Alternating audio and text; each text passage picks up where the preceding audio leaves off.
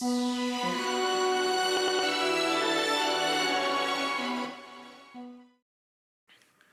dia janji firman Tuhan. Yesaya 61 ayat 7 berkata, sebagai ganti bahwa kamu mendapatkan malu, berapa kali lipat? 2 kali lipat. Dan sebagai ganti noda dan ludah yang menjadi bagianmu, kamu akan mendapatkan warisan 2 kali lipat di negerimu, dan sukacita abadi akan menjadi kepunyaanmu. Warisan 2 kali lipat itu adalah warisan anak sulung, dikatakan. Pertama, kamu akan mendapatkan ganti 2 kali lipat. Kekristenan gak mengajarkan ikhlas Bapak Ibu. Makanya Bang Oto kalau sudah ada yang hilang, kita tuh ikhlas supaya kita tuh gak dendam. Gak ada kekristenan ngajar ikhlas. Tukang bubur naik haji ngajarin ikhlas. Tapi dalam kekristenan kita gak diajarin ikhlas Bapak Ibu. Kalau ada yang hilang dari hidup kita sekarang fokus kepada janji firman Tuhan. Firman Tuhan bilang apa? Semua yang hilang darimu digantikan 2 kali lipat. Jadi kita tidak fokus kepada kehilangannya, kita fokus kepada janjinya. Kalau ikhlas, kita cuma bilang gini, biarin deh uangnya hilang, biarin aja, semoga menjadi berkat buat dia. Amin, amin, amin. Pakai 3 kali lagi amin ya. Suka dengar yang begini-begini. Wah, menjadi berkat lah buat dia. Sudah.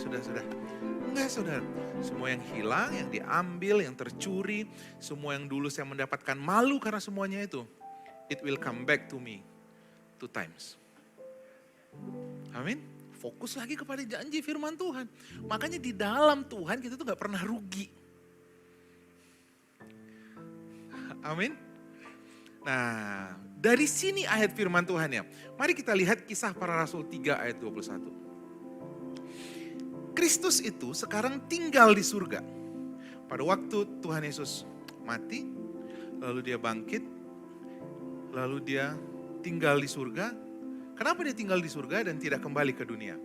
Ini sekarang dinamakan dengan grace period, Bapak Ibu. Masa kasih karunia. Di dalam masa kasih karunia, sejak kematian Kristus, itu dimulai kasih karunia Tuhan, sampai kedatangannya. Di dalam masa kasih karunia ini ada namanya masa pemulihan. Restorasi. Jadi sekarang kita itu bukan hanya di dalam kasih karunia, tapi di dalam kasih karunia itu ada masa pemulihan, restorasi.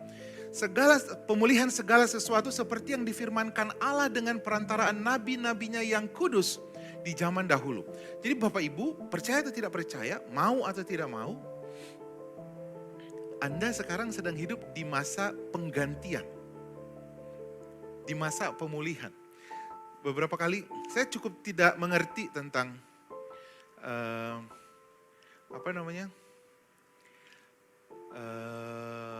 Grab atau Gojek gitu ya. Sering kali istri saya bilang begini, kamu tuh ada dapat poin, kamu tuh gak perlu bayar segini, kamu cukup melakukan ini. Saya bilang, saya gak tahu loh ada yang begitu-begitu. Lalu dia bilang begini, bukan karena kamu gak tahu jadi itu gak ada.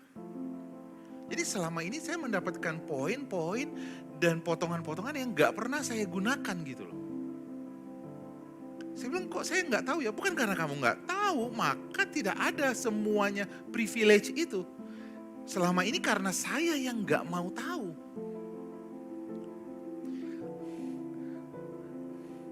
Padahal ada janji firman Tuhan itu, sekarang sedang terjadi masa pemulihan.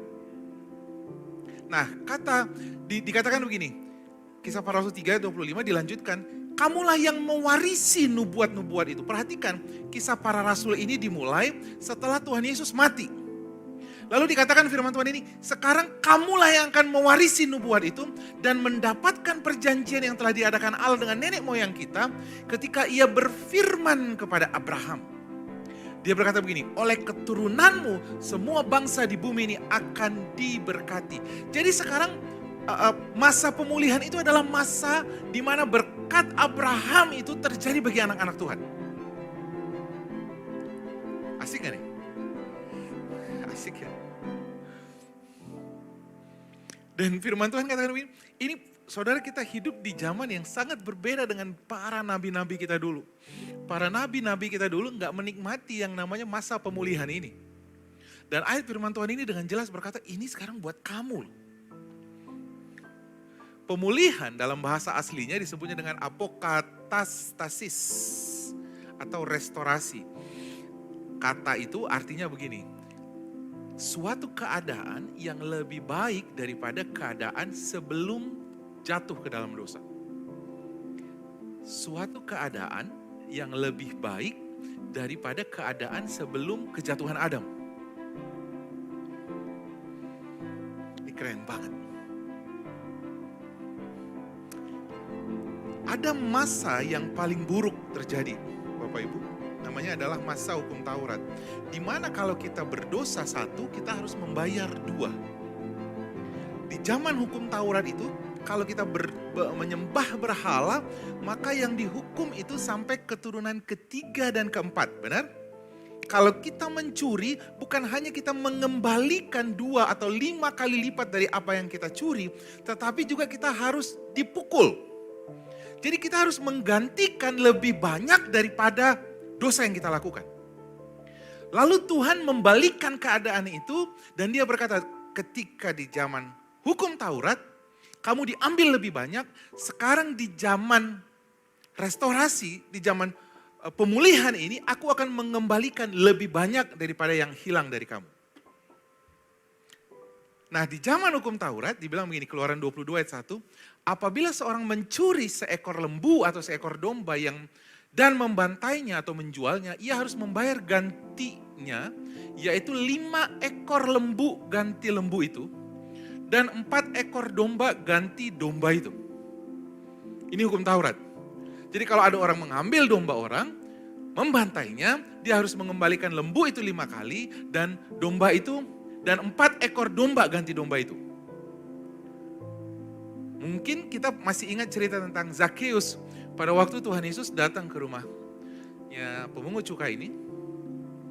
Lalu saya pernah khotbahkan ini, kalau seorang guru datang ke rumah seorang jahat, pemungut cukai dan sebagainya, itu adalah tanda bahwa orang ini, guru ini menerima saya. Nah, ketika Tuhan Yesus makan di rumah Zakheus, saking senangnya karena penerimaan Yesus kepada Zakheus, Zakheus bilang apa? Kepada semua orang yang uangnya telah aku peras, katanya, aku mengembalikan. Dari mana ayat itu?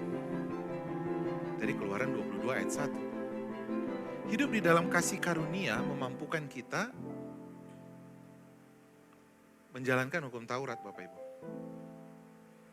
Tuhan tidak menilai kita berdasarkan hukum Taurat lagi, berdasarkan ketaatan, berdasarkan perbuatan, tidak.